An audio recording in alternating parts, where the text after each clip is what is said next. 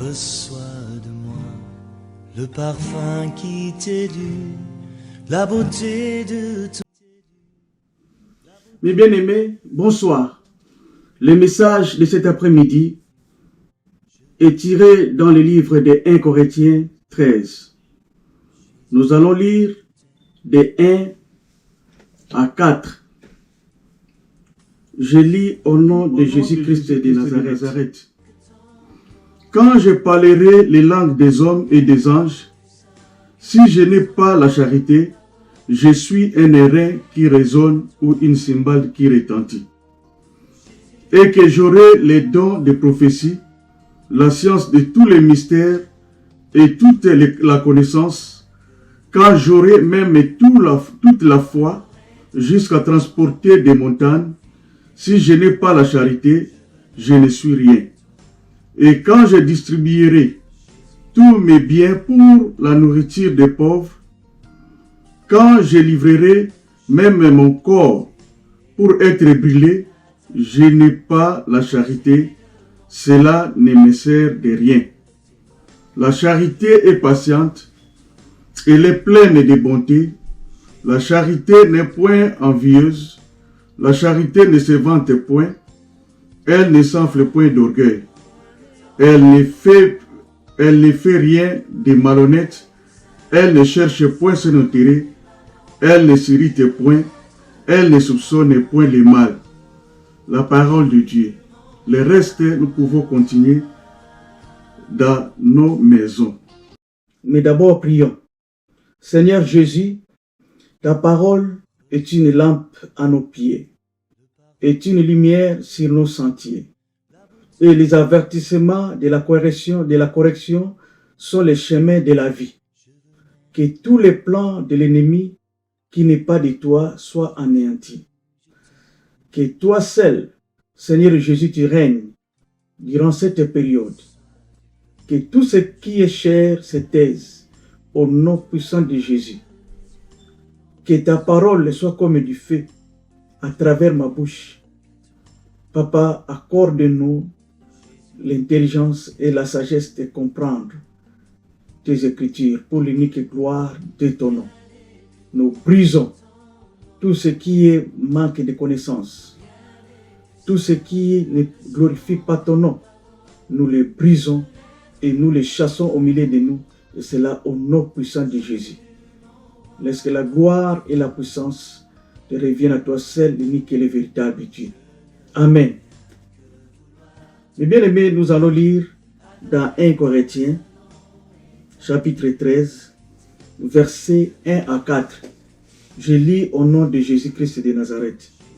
Quand je parlerai les langues des hommes et des anges, si je n'ai pas la charité, je suis un airain qui résonne ou une cymbale qui retentit.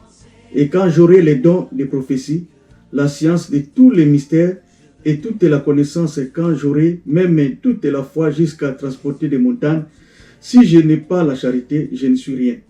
Et quand je distribuerai tous mes biens pour la nourriture des pauvres, quand je livrerai même mon corps pour être brûlé, si je n'ai pas la charité, cela ne me sert à rien.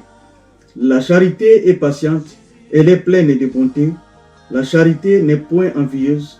La charité ne se vante point, elle ne s'enfle point d'orgueil, elle ne fait rien de malhonnête, elle ne cherche point son intérêt, elle ne s'irrite point, elle ne soupçonne point le mal. Je lis jusqu'à 7. Elle ne se réjouit point de l'injustice, mais elle se réjouit de la vérité.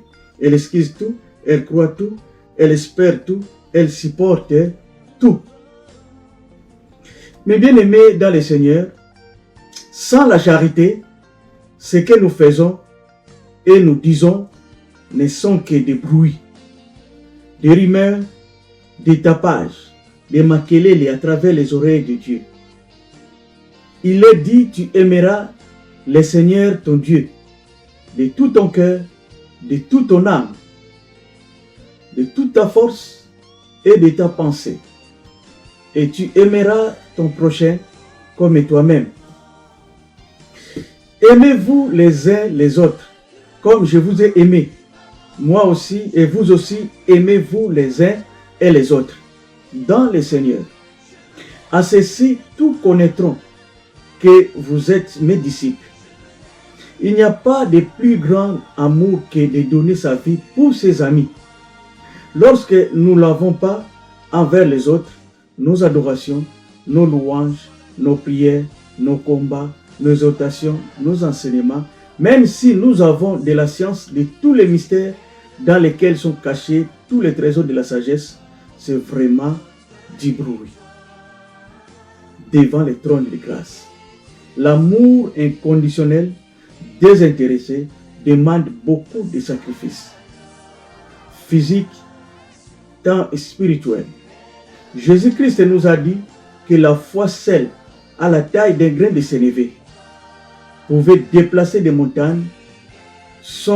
Des montagnes sont des situations difficiles que nous traversons chaque jour dans nos vies, à chaque heure, à chaque minute.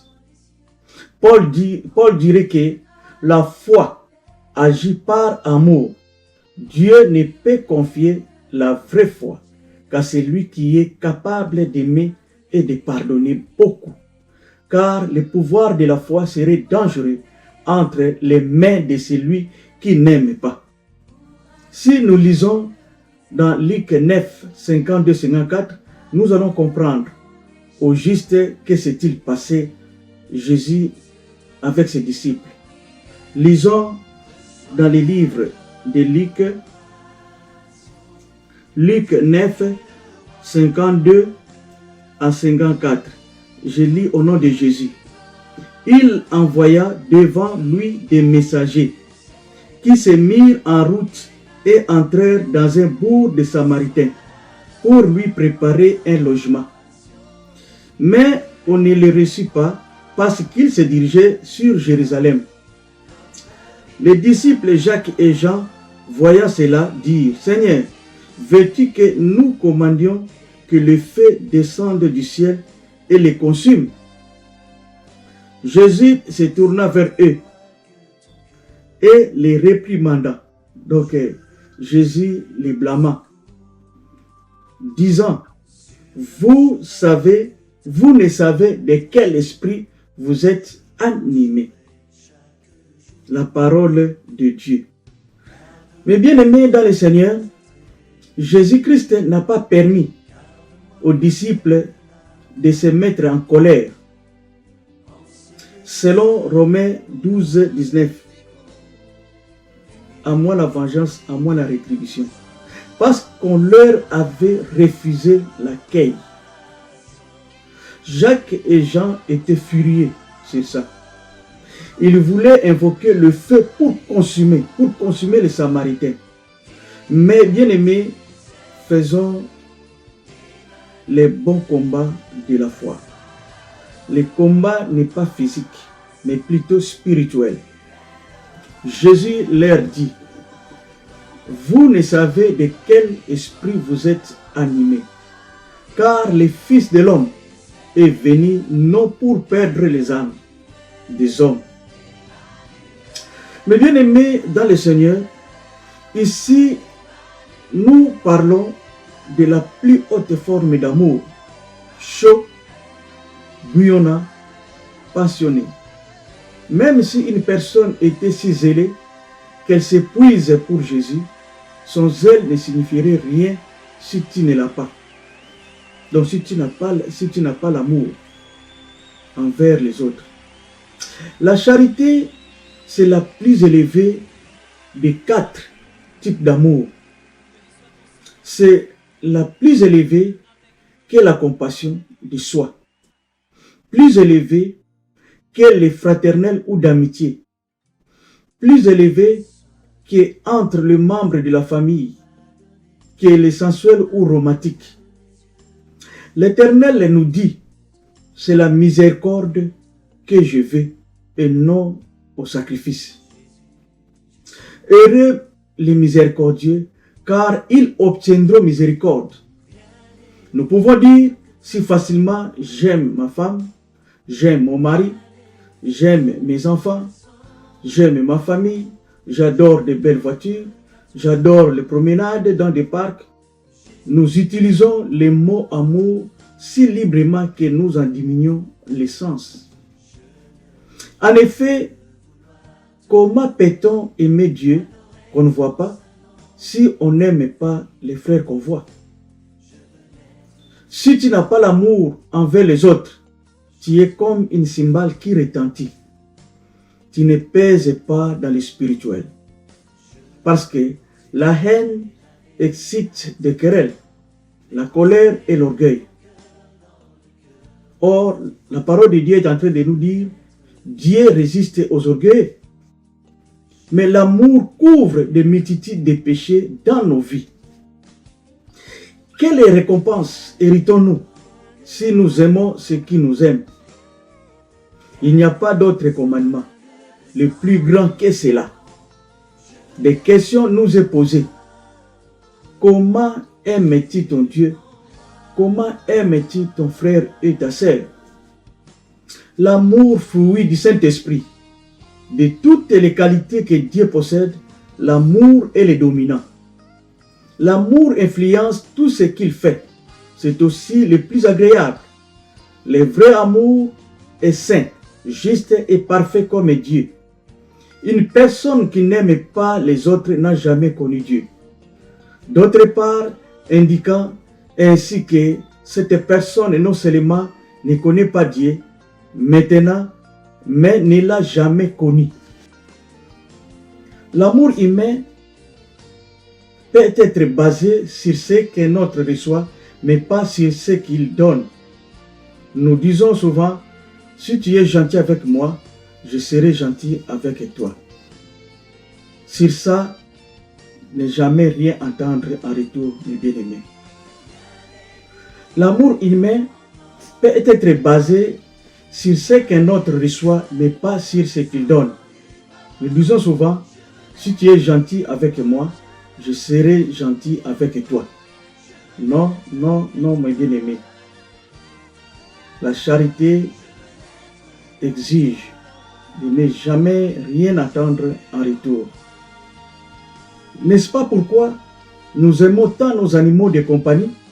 Ils se foutent, ils se fichent du mal d'un jour que nous avons eu. Peu importe, ils nous aiment toujours. Le grand amour n'a personne que celui-ci, que quelqu'un donne sa vie pour son bien-aimé. C'est pour cela, la parole de Dieu nous déclare, tu aimeras ton prochain comme toi-même. Nous accomplissons la loi royale. Mais si nous faisons exception des personnes, nous commettons un péché, nous sommes condamnés par la loi comme des transgresseurs. Jésus-Christ a compris comment les arguments destructeurs parmi les enfants de Dieu pourraient être. Dans sa dernière prière, avant d'être trahi et arrêté, Jésus a demandé à son Père que ses disciples soient un. De lui, nous pouvons reproduire et trouver un rafraîchissement à la fois pour nous-mêmes et pour les autres. Malheureusement, nous négligeons souvent cette ressource merveilleuse et tendons de faire appel à l'amour humain du plus profond de nos cœurs imparfaits.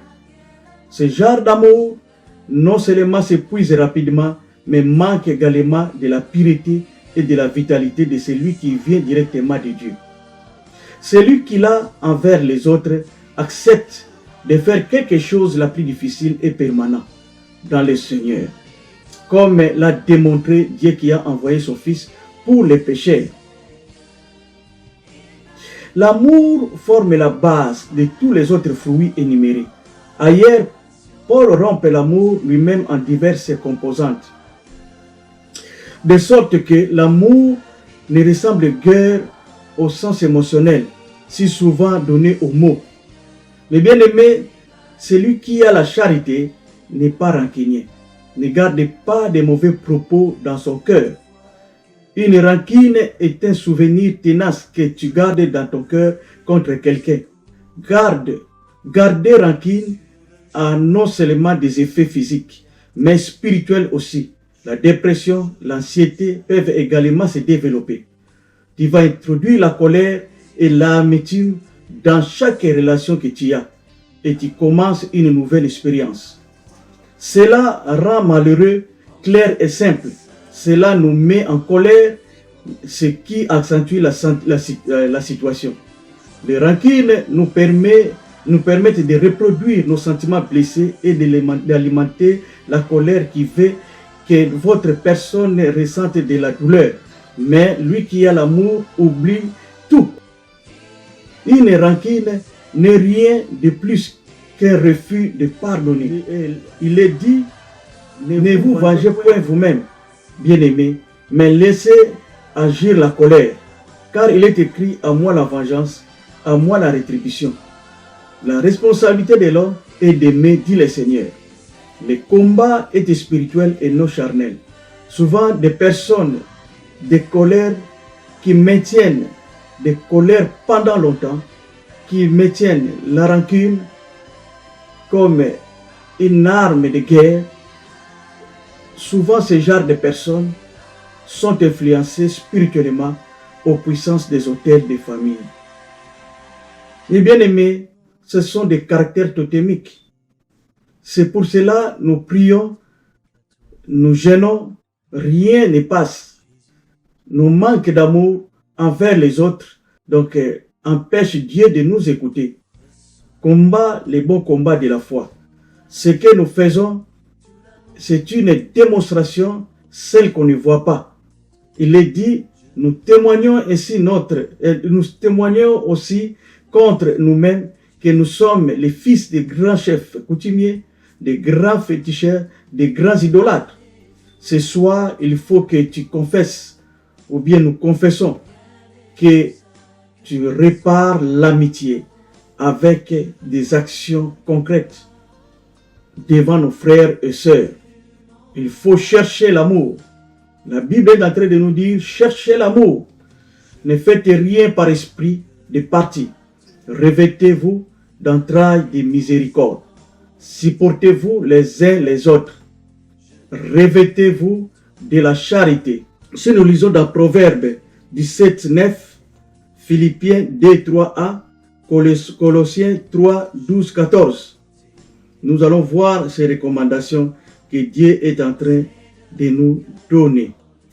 Mais bien aimés, des conversations pures règnent au milieu de nous, des visites de courtoisie et si possible des échanges d'idées pour briser ce qui nous limite.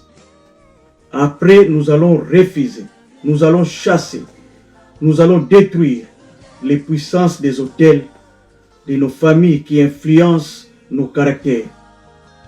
Au nom de Jésus-Christ de Nazareth. Mes bien-aimés, abonnez-vous pour suivre la suite du message. Que Dieu nous bénisse. Amen.